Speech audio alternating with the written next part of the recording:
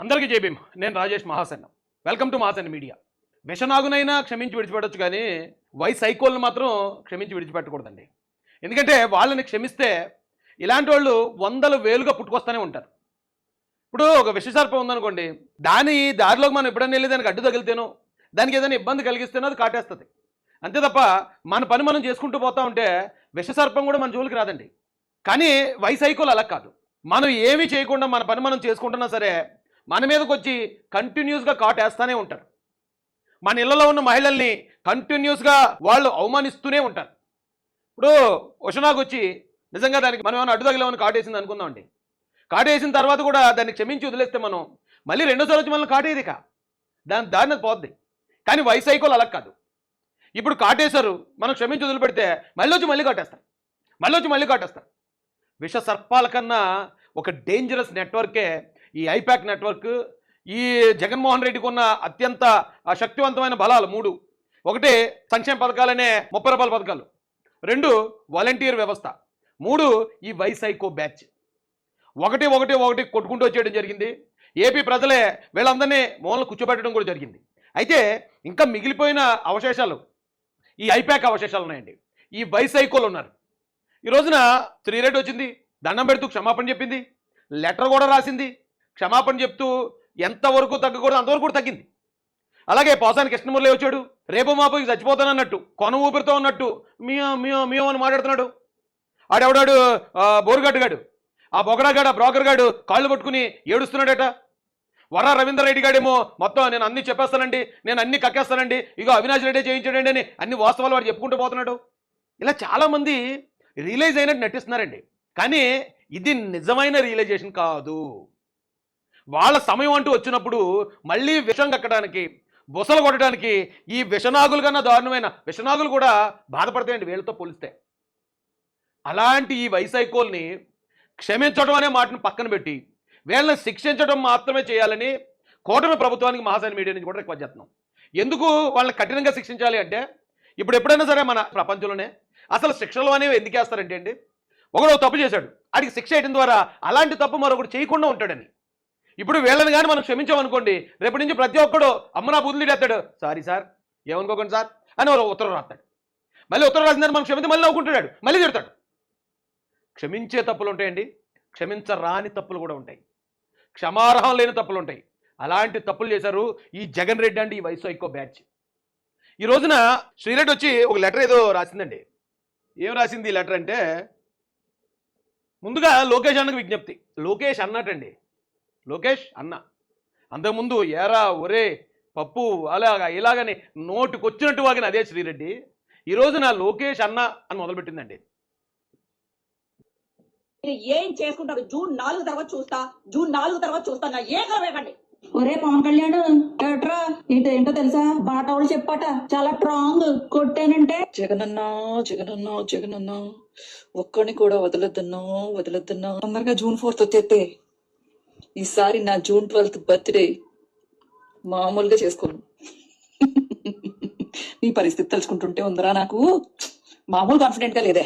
పవన్ కళ్యాణ్ గారు రాయలసీమ సభలో ఏం మాట్లాడతాడు నా కొడక? పవన్ కళ్యాణ్ గారు నువ్వేం మాట్లాడతావు? గబ్బు నా కొడక. ఆ మాటలు విన్నారు కదండి మీరు. ఇవిడి లెటర్ ఎలక్షన్ అయిపోయిన వెంటనే రాసుంటే ఆవిడని క్షమించినా ఎంతో కొంత అర్థం చేసుకోవచ్చండి. ఎలక్షన్కు ముందు రాసుంటే అరే నిజమే పాపం శ్రీరెడ్డి మారిపోయింది, శ్రీరెడ్డి నిజాలు తెలుసుకుంది అని ప్రజలందరూ క్షమిందురండి. ఎలక్షన్ అప్పుడు కూడా ఈవిడే, ఎందుకంటే ఇందాక ఆ వీడియోలో అన్నది కదా, 4వ తారీఖు వచ్చాక నా సంగతి ఎడు తెలుస్తాను నేనండి. నిజంగానే 4వ తారీఖు జూన్ 4వ తారీఖుని కనుక కూటమి గెలవకుండా వైసీపీ పార్టీ కనుక గెలుచుంటే మాలాంటి వాళ్ళు ఎంతోమంది భూమి మీద ప్రాణాలతో ఉండకపోనండి. ఇళ్ల మీద పడి కొడుదురు, చంపుదురు. ఇళ్లలో ఉన్న మహిళలను అయితే ఇంకా, ఎందుకంటే కొన్ని పరిస్థితుల్లో అదే నా భార్య యొక్క గౌరవాన్ని కాపాడలేకపోతున్నాను, నేను బతుకుండేంటని చాలామంది భర్తలు ఆత్మహత్యలు కూడా చేసుకుంటారు. ఆ స్థాయి ట్రీట్మెంట్ ఇద్దరండి. 4వ తారీఖు వస్తే ఎలా ఉంటుందో చూద్దిరిగానని చెప్పి ఏ స్థాయిలో రెక్లెస్గా మాట్లాడిన ఆ శ్రీరెడ్డి నిన్న మొన్నటి దాకా కూడా, మా గవర్నమెంట్ గెలిచిన తర్వాత కూడా నిన్న మొన్నటి దాకా కూడా తిట్టిందండి.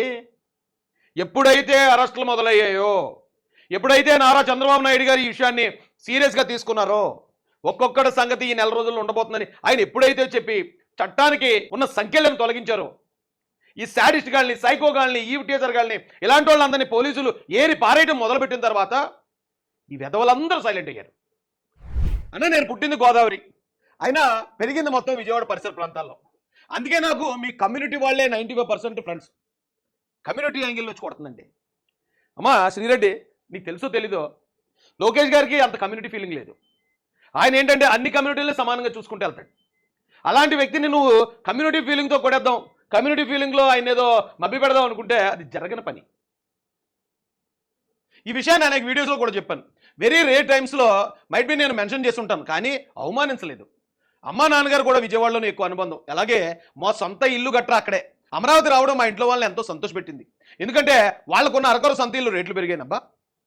అదే అమరావతిని కమరావతి అని, అమరావతి కుల రాజధాని అని, అసలు అమరావతి ఉండొద్దు 3 రాజధానులు చేయాలని ఎంతోమంది సైకోలు, ఇలాంటి సైకోలు మొత్తం ఆ కమ్మ కులాన్ని దూషించిన మాటలు ఇప్పటికి ఇంకా ఆంధ్రప్రదేశ్లో ఎవరు మర్చిపోలేదండి. ఆంధ్రాలో అందరికీ గుర్తున్నాయి. కమ్మ కులం దోపిడీ కులం అని, కమ్మ కులస్తులు మొత్తం ఈ రాష్ట్రాన్ని దోచేసుకున్నారని, ఆయన కులపిచ్చి ఎక్కువని, అమరావతి మొత్తాన్ని వాళ్ళే కబ్జా చేశారని వీళ్ళు మాట్లాడిన మాటలు మర్చిపోయారండి. ఇంత దారుణంగా ప్లేట్ తిప్పేస్తారా? నువ్వు ఒక క్షమాపణ ఒకటి చెప్పు వదిలేస్తే సరిపోను శ్రీరెడ్డి. ఇలాంటి మాటలన్నీ మాట్లాడటం వల్ల ఏమవుతుందంటే చిరిగి చాటంతే చాపంత అవుతుంది. అది అమరావతి రావడం మా ఇంట్లో వాళ్ళు ఎంతో సంతోషపెట్టారు. ఎందుకంటే వాళ్ళకున్న అరకొర సొంత ఇల్లు రేట్లు పెరిగాయి. అందుకే మా అమ్మ నాన్నలు టీడీపీకే ఓటేశారు. ఇగో టీడీపీ మళ్ళీ కొట్టువేతలు ఉన్నాయండి. కొట్టువేతలు అంటే ఏదో పార్టీ పెట్టింది, వైసీపీని పెట్టినట్టుంది, దాన్ని మళ్ళీ టీడీపీ అని మార్చింది, టీడీపీకే ఓట్లు వేశారు.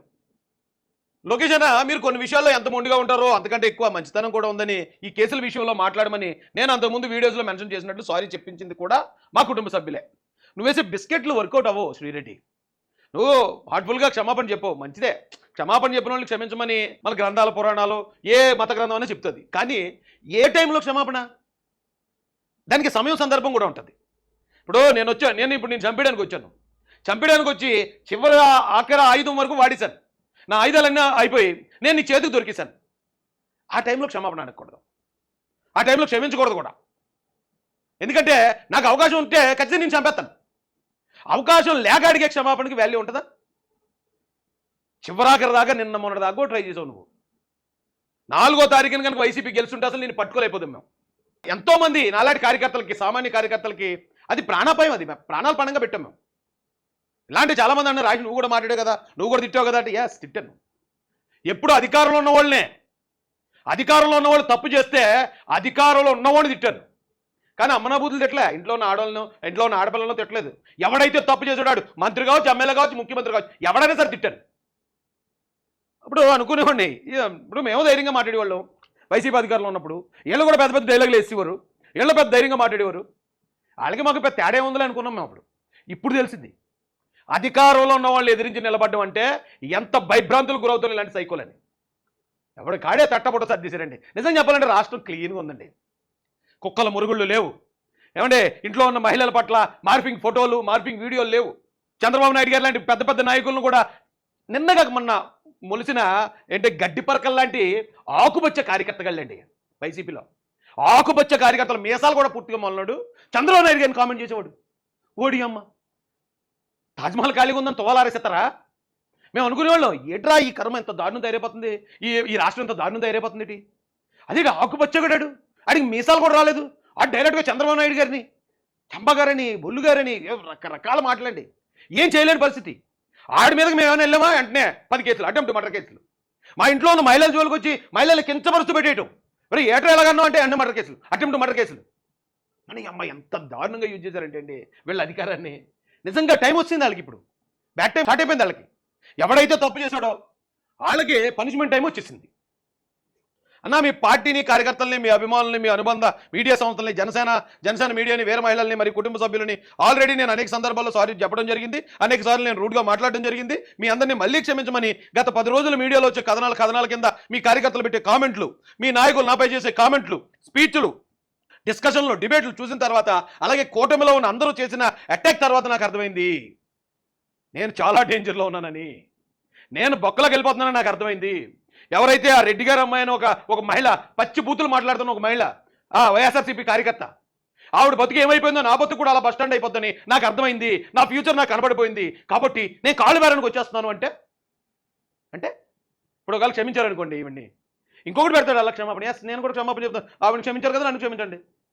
క్షమించిన తర్వాత మళ్ళీ మళ్ళీ కామెంట్లు పెడతారు, మళ్ళీ పోస్టులు పెడతారు, మళ్ళీ విపరీతంగా మాట్లాడతారు, మళ్ళీ ఒకవేళ కేసు పెడితే మళ్ళీ క్షమించండి. గబ్బర్ సింగ్లో సీన్ ఉంటుందండి.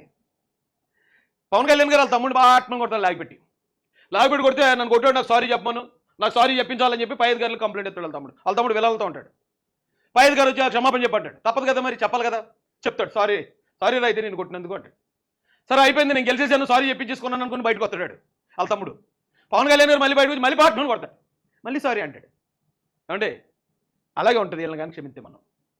వీళ్ళని క్షమించడం అంటే క్షమార్హత లేదండి వీళ్ళకి అసలు. మనం ఏమంటే ఎంతోమంది మనోభావాలు బాధపెట్టిన నాకు అర్థమైంది. ఇప్పుడు నేను నిజంగా చెప్తున్నా, ఒక వెంకటేశ్వర స్వామి భక్తురాలుగా ప్రమాణం చేసి మళ్ళీ వెంకటేశ్వర స్వామి సెంటిమెంట్, మనం వెంకటేశ్వర స్వామి భక్తురాలు అయితే నీ ప్రొఫైల్ ఒకసారి చెక్ చేసుకుని నువ్వు పెట్టే వీడియోలు, నువ్వు నీ వేషధారణ, నీ వస్త్రాలంకరణ, నువ్వు మాట్లాడే మాటలు, నువ్వు అప్పుడే మాలేసుకుని కాషాయ రంగు చీరలు కనపడేదానివి, అప్పుడే అరకొర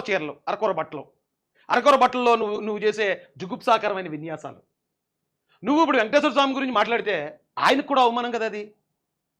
మన బ్రతుకులో మన ప్రవర్తనలో చూపించాలి. మనం నమ్మే దైవానికి గౌరవం రావాలి, మన వెనకాతలు మన కుటుంబానికి గౌరవం రావాలి, మన ప్రవర్తనలోనే కదా రావాలి. నువ్వు ఏ రోజైనా అలా ప్రవర్తించావు? ఒక ఆడపిల్లలకు ఏ రోజైనా ప్రవర్తించావు నువ్వు? కనీసం జగన్ రెడ్డి ఏ రోజైనా చెప్పాడు నీకు, శ్రీరెడ్డి నువ్వు ఆడపిల్లలాగా ఉండు? నువ్వెందుకు మగోళ్ళు మాట్లాడే బూతులు, మగోళ్ళు కూడా మాట్లాడలేని బూతులు మాట్లాడేది? జనరల్గా మగోళ్ళు వాడే పదాలు కొన్ని ఉంటాయండి, ఆ పదాలు బండ బూతులు అనమాట. అవి మగోళ్ళు మేమే వాడమే, నేను ఎప్పుడు వాడలేదు అలాంటి పదాలు. అలాంటి పదాలు యూజ్ చేసేది, అలాంటి దానికి క్షమాపణ అండి. ఆవిడని క్షమించాలా?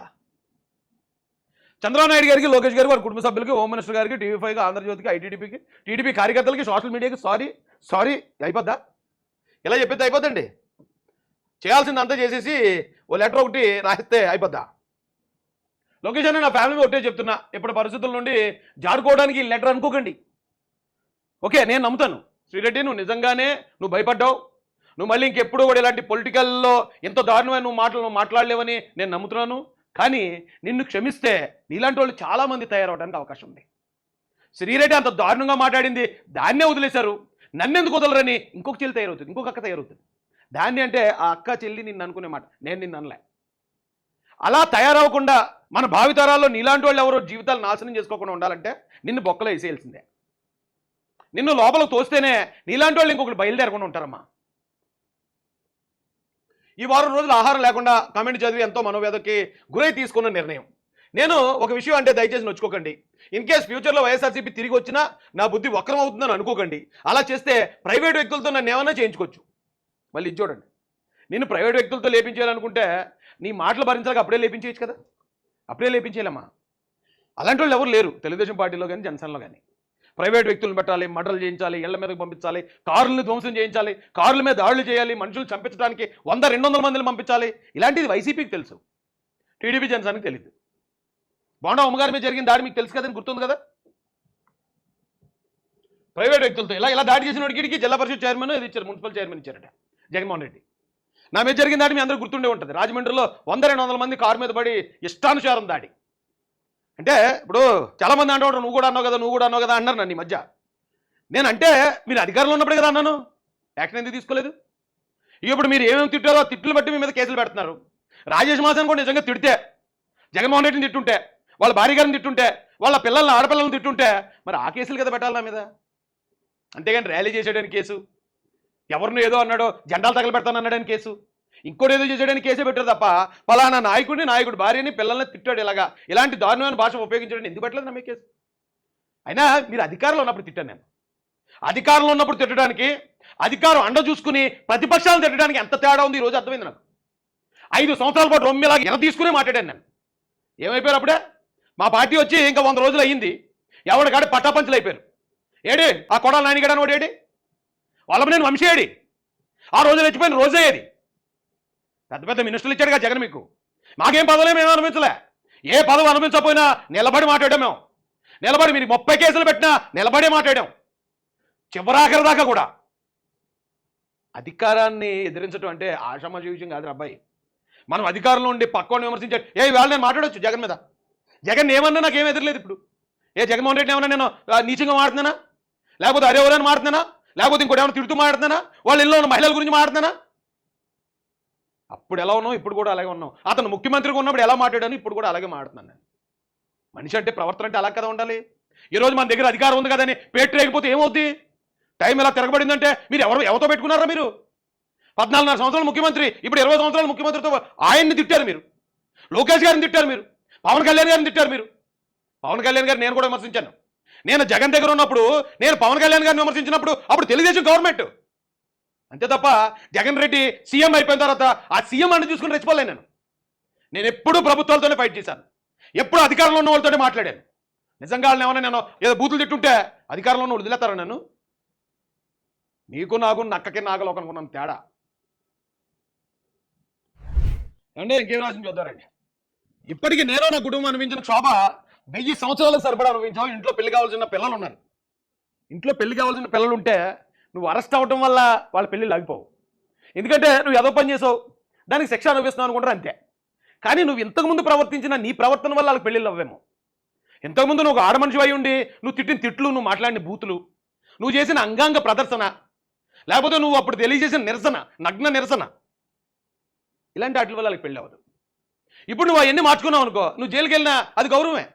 ఒకే ఏదో పని చేసింది, ఎదవలతో కలిసింది, ఎదవలా మాట్లాడింది, సరే శిక్ష అనిపిస్తుంది, మారి బయటకు వస్తుంది. నిన్ను మారుస్తుంది గవర్నమెంట్, నిన్ను మారుస్తుంది, నీ కుటుంబానికి గౌరవాన్ని పెంచుతుంది. నీ పిల్లలు ఎవరో ఉన్నారన్న కదా, అన్న పిల్లలు, తమ్ముడు పిల్లలు, ఎవరో ఒకరు పిల్లలు, ఆ పిల్లలు కూడా గౌరవాన్ని పెంచి సమాజంలో వాళ్ళకు స్థానాన్ని కల్పిస్తుంది కూటమి ప్రభుత్వం. 1 నెల లేదా 3 నెలలు గాయాలు మానొచ్చు, కానీ నా వల్ల ముగ్గురికి జీవితాంతం శిక్ష వేసేదాన్ని అవుతాను. నువ్వు ఆల్రెడీ శిక్ష చేస్తావు నీ కుటుంబానికి. నా బాధ కంటే ఇంతమందిని పరిపాలించే మీరు అర్థమయ్యే ఉంటుంది. ప్లీజ్ అన్న, save my life, save my family. ఇక మీడియా, సోషల్ మీడియా, అలాగే కేసుల నుంచి నన్ను బంధ విముక్తురాలను చేయండి. లోకేష్ అన్న ప్లీజ్, నేను ఇంకా ఎవరికైనా సారీ చెప్పడం మర్చిపోతే వారికి కూడా పేరు పేరున సారీలు, క్షమాపణలు. మూవీ ఫీల్డ్లో ఉన్న వాళ్ళందరికీ, చిరంజీవి గారికి, నాగబాబు గారికి, అందరికీ క్షమాపణలు అటండి. మూవీ ఫీల్డ్ కూడా ఫెయిల్ అయిందట, పాలిటిక్స్లో కూడా ఫెయిల్ అయిందట. షర్మిలక్క, సునీతక్క నన్ను క్షమించండి, ఇట్లు మీ శ్రీరెడ్డి. ఇదండి శ్రీరెడ్డి స్టోరీ. అలాంటి మహిళ ఎందుకండి ఇప్పుడు ఈ గవర్నమెంట్ యాక్షన్ తీసుకుని కేసులు పెడుతుంది, అరెస్ట్ చేస్తుంది అనక ముందు ఈవిడ రియలైజ్ అయ్యి ఉంటే సరిపోయి ఉండేది. ఇప్పుడైతే అప్పటి వరకు కూడా వీళ్ళ విషం కక్కుతూనే ఉన్నారు. ఇప్పటికీ అరెస్టులు జరగకపోతే విషం కక్కుతూనే ఉంది రెండిళ్ళు. అంతా జరిగిన తర్వాత ఇప్పుడు క్షమాపణని ఎవరు యాక్సెప్ట్ చేస్తారు? ఏమంటే